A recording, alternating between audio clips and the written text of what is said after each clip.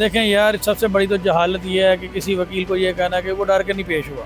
यहाँ पे कोई दंगल हो रहा है, इनके लिए ये केस ज़िंदगी और मौत का मसला है। मेरे पास और केसेस भी हैं कि सलमान अब उसका चालान पेश होगा और सलमान को क्या क्या सज़ाएं हो सकती हैं। इनकी नज़र में तो ये पहली से दूसरी पेशी में ये केस ख़त्म होने वाला था। 4 दिन में जो है इनकी चीखें निकलवा दूंगा। अलबत्ता चीखें तो नहीं निकली, वो खुद हॉस्पिटल पहुंच गए। जो एसएच उनको प्रोटोकॉल दे रहा है वही इनकी एफआईआर रजिस्टर करने से इनकार कर रहा है, क्योंकि उसे भी पता है फेक एफआईआर है। प्रोवोकेट किया कि हम कोई ऐसा एक्ट लें कि कराची जैसा इंसिडेंट हो और केस का रुख बदले। देखें, अंधे निकालते हैं चेहरे में मेरे नुक्स, बहरों को ये गिला है कि गलत बोलता हूँ मैं। ये वही मोहतरम है जो कहते थे कि मैं इसका नाम लूँ, मैं इसको फेम दूँ। बाद में थोड़ा सा प्रेशर बिल्ड हुआ तो ये जनाब इस्लामपुरा थाना भी दिखे खाने पहुँच गए और एनसीसी भी पहुँच गए। अस्सलाम वालेकुम नाजरीन, मैं हूं आपका मेज़बान सैयद अरम अब्बास। आयशा जट रेप केस में बिलाखिर जी रजब भट्ट और उनके साथी जितने भी हैं वो बरी हो चुके हैं। अदालत ने बहुत बड़ा फैसला आज सुना दिया और एडवोकेट फयाज रामे साहब जो कि आयशा जट के वकील हैं मेरे साथ इस वक्त मौजूद हैं। इन्हीं से जानते हैं अभी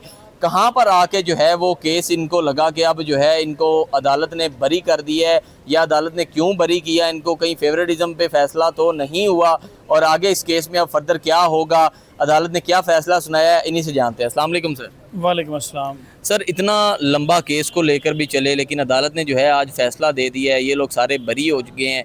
अब क्या कहेंगे कि केस को ख़त्म हो गया?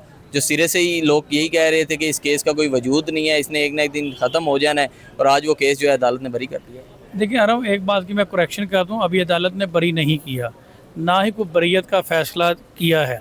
अगर कोई फ़ैसला बरी होने का आ गया है तो आप मुझे दिखा दें कि कहाँ है। ये मीडिया पे गलत अभी तक मैसेज दिया जा रहा है कि अदालत ने हमें बरी कर दिया है। तो अदालत ने अभी तक किसी को भी बरी नहीं किया। अदालत ने फ़ैसला महफूज किया है और अदालत जो भी फ़ैसला करेगी हम उसका एहतराम करेंगे। हमें मौजूद अदलिया पे पूरा एतमाद है और मौजूद जज साहब पे जो भी वो फ़ैसला करेंगे हम उसको एक्सेप्ट करेंगे। और अगर हमारे अगेंस्ट आता है, अल्लाह ने मुझे इतना ज़र्फ़ दिया है, देखिए मैं प्रोफेशनल आदमी हूँ, अल्लाह ने मुझे इतना ज़र्फ़ दिया, अगर मेरे अगेंस्ट आता है मैं तब भी उसको एक्सेप्ट करूँगा, और अगर मेरी फेवर में आता है मैं तभी उसको एक्सेप्ट करूँगा। लेकिन अगर क्लाइंट चाहता है, अगर अगेंस्ट आता है, लेट्स सपोज अगर क्लाइंट कहेगा तो हम उसको अप्रोप्रिएट फोरम पे चैलेंज करेंगे, अदरवाइज़ हम उसको एक्सेप्ट करेंगे।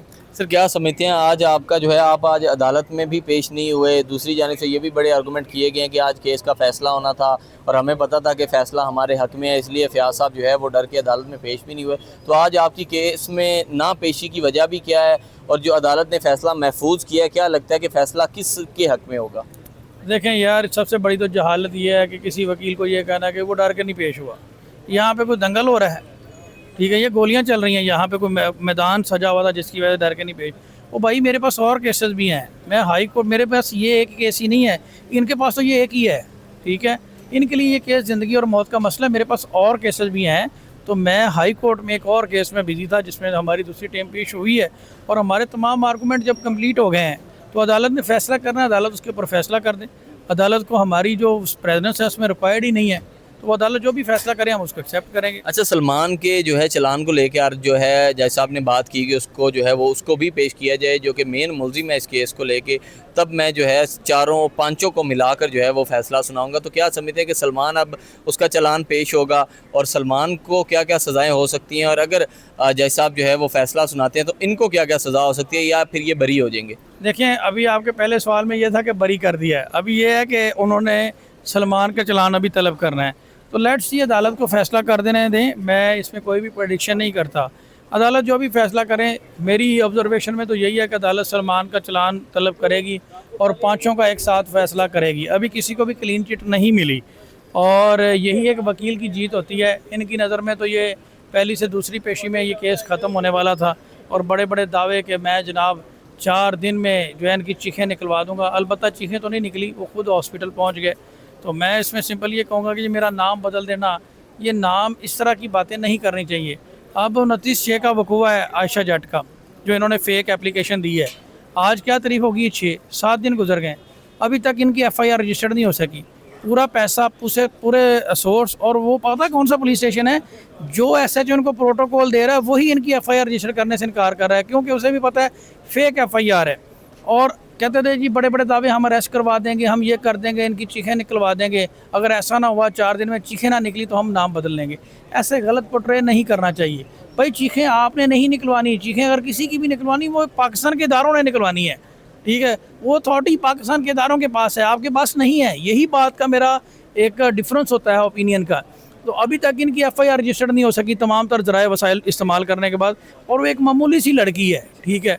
और इनकी नज़र में तीसरी से चौथी पेशी पे ये केस ख़त्म होने वाला था, जिसमें 20 से ज़्यादा पेशियां की पड़ चुकी हैं, और अभी तक उसमें अदालत देख रही है और अदालत समझ रही है कि ज़रूरी है इसमें इसको जो है वो सारे हक़ाइक़ को देखना ज़रूरी है।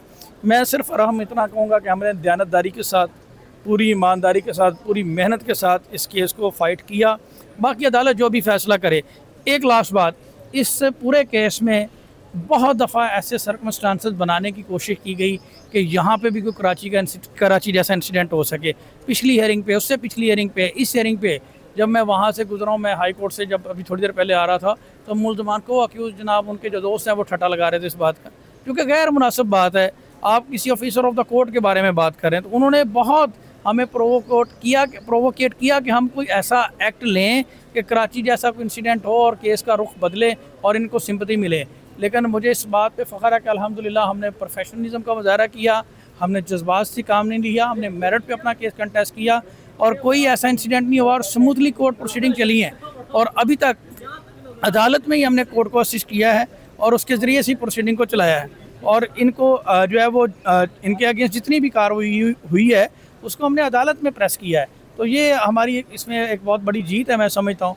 बाकी अदालत जो भी फैसला करे उसको हम ग्रेस के साथ एक्सेप्ट करेंगे। सर कुछ सवालात और भी आप पे, इल्ज़ामात भी मैं कहूँगा कि सेटलमेंट करने की कोशिश की गई है, कुछ लोगों ने आपसे रब्ता करने की भी कोशिश की है, तो नाम तो उनका नहीं जो है वो ज़ाहिरी तौर पर बढ़ चढ़ के सामने आया। तो कोई आप नाम बताना चाहें या ये ही बताना चाहें कि क्या वाकई ही आपको अप्रोच किया गया है, कुछ सेटलमेंट करने की कोशिश की गई है, या फिर ये सारी खबरें झूठी हैं? देखिए, अंधे निकालते हैं चेहरे में मेरे नुक्स, बहरों को ये गिला है कि गलत बोलता हूँ मैं। देखिए, मैं कहता हूँ कि हर शख्स का इज़्ज़त और वक़ार बचा रहना चाहिए। मैं सिर्फ इसके जुमले में यही कहूँगा कि मेरे साथ किसी ने कोई रब्ता नहीं किया। बाकी अरहम साहब आप भी समझते हैं, समझने वाले भी समझते हैं। बाकी मैं ये कहूँगा कि अल्हम्दुलिल्लाह मैंने पहले दिन ये बात की थी कि पूरी दयानतदारी के साथ हम ये केस कंटेस्ट करेंगे, और हमने किया, और ना हम बिके हैं भाई, ना हम झुके हैं, और आगे भी हम फेस करेंगे। और यही एक वकील का कमाल होता है कि वो वन साइड पे स्टैंड करता है। और बेशक आयशा क्या दे सकती है किसी को, आयशा ना ही उस तरीके से हमारी प्रोफेशनल फ़ी पे कर सकती हैं, ना ही उनकी कोई कैपेसिटी है, कि ना उनके पास कोई फेम है कि जिसकी वजह से हम कोई कर रहे हों।